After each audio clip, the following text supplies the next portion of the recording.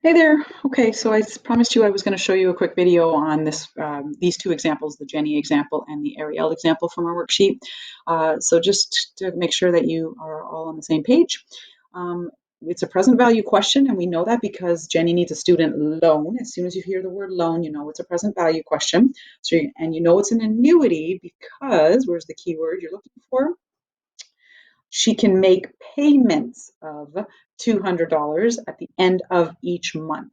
So as soon as you hear that, she's making $200 equal payments at the end of each month, which means it's an equal period of time. So you are, so you know it's an annuity. That's why you're using the annuity formula as opposed to the compound interest formula. Okay, so the present value is what we're looking for. The payment she's making, we know that, and it's $200. The interest rate she had, ooh, pretty high, 6.5%, but it's compounded monthly. So we're going to say 0.065, and we're going to divide by 12 because it's compounded monthly. And she's doing it every month for 2 years. So 2 years, but she does it 12 times a year. She does it monthly, which is 12 months in a year times the 12, which is 20, times 2, which is 24. Okay, so n is 24. And you're going to plug all those numbers into your formula. Okay, and again, be really careful when you use your calculator, but you're plugging in 200 first. That's outside of the square bracket. Your square bracket is 1 minus, 1 plus, and then you're going to be careful with the 0.065. Don't round this number. Divided by 12, and then to the negative 24. Okay, and then you're going to divide all that by the 0.065 divided by the 12. So you're going to put all of that in your calculator. You're going to be really super careful because you want to watch your bed math. So again, you're going to put you're going to first figure out 0.065 divided by 12. So again, in my calculator, 0.065 divided by 12 is some number here with a decimal, rounded decimal. I'm not rounding. Then I'm going to add 1 to that number. There's my new number, 1.005416. Raise that number to the exponent of negative 24. There's that number, 0.8784035. Take that number, make it negative, okay, because of this, make it negative, and now add 1 to that. So you should have right now in this big square bracket 0.12159644642. I'm not writing that down and I'm not rounding it because it's money I'm dealing with and I don't want to nickel and dime myself here. So I'm going to multiply that number by 200. There's my whole numerator now is 24.31929284. I'm going to say divided by, and I'm going to be careful because I want to make sure this denominator stays as a fraction. So divided by bracket 0.065 divided by 12, close my bracket. And now if I said equals 44.8972, if I rounded it, should be my answer. So $44.89.72 is what we should get. Okay. Now the question didn't say how much did she borrow. It said how much did it cost her to borrow. So this is how much she borrowed, 44.89, but she needed to pay off the loan. Well, what was her loan amount, right? So what came out of her pocket? Right? We just know that the amount she borrowed was 44.89, but how much did she actually pay out of her pocket when she went and made $200 payment today, 200 next month, 200, 200, 200? How many 200s did she pay? So she made $200 payments times 24 payments of that. So what's 200 times 24? $4,800. So $4,800 is what she paid out of her pocket. But yet, we just calculated the balance or the present value to be 44.89. So where's that $4,000 difference? That is the cost it took her to borrow. So the cost of for her to borrow is the difference. So take your 4,800 that she actually paid out of her pocket and subtract the 44.89.72. And if you plug that into your calculator, minus 100, so $310.28.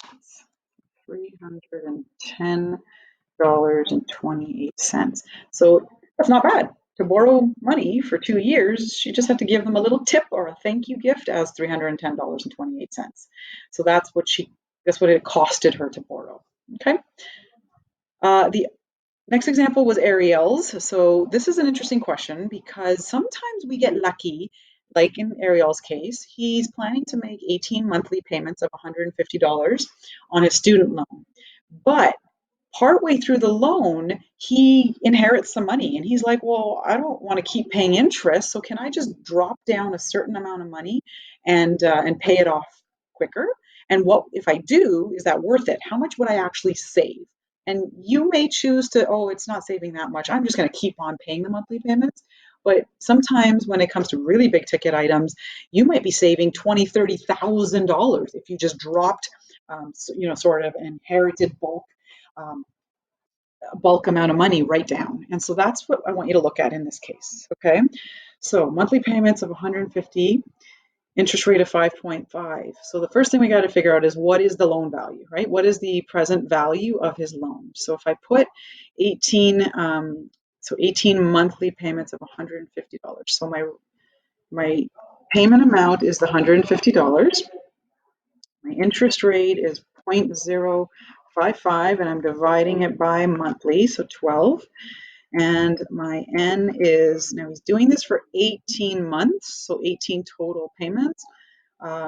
So we can just put 18 in actually, right? So we can just put 18 in here because it didn't tell us any number of years. He's making 18 payments of that. So plug all that numbers into your calculator after you've got it into the formula.